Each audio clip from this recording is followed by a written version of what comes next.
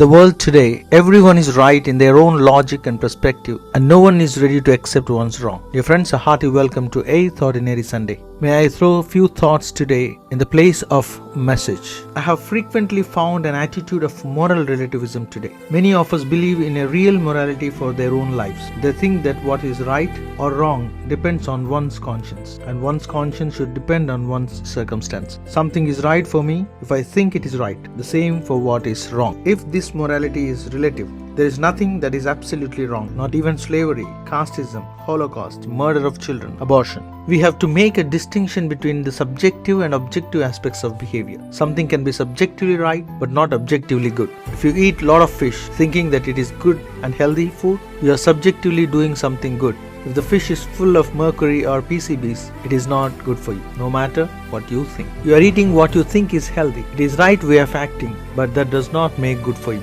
We are mistaken. Our conscience can be misformed. This must raise few questions in us too. What is objective goodness and badness based on? Why some things are always good no matter what the society's rules or circumstances, and some things are always bad? The terms like kill, murder are always considered as something wrong.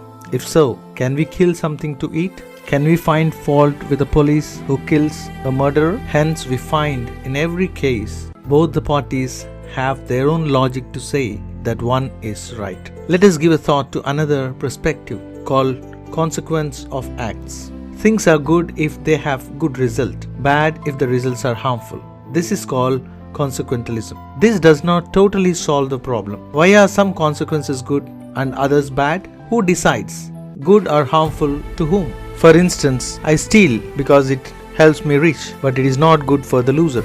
There is another way of thinking called virtue ethics. It holds that there is an objective standard of goodness. This way of thinking is based on whether they fulfill our purpose as human persons or human excellence. This kind of ethics is frequently found in the religious context because it aims at one's own goodness, one's own being good, and one's own urge to be good.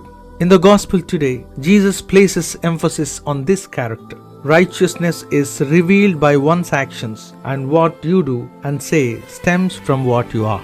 Words and deeds announce character as clearly as fruit does the kind of tree it bears. Another way of saying this is morality is from the heart. Can we really change our hearts, our character? It is not really a matter of replacing stone with the flesh. Our hearts are not unresponsive stone. Our hearts are already turned towards God.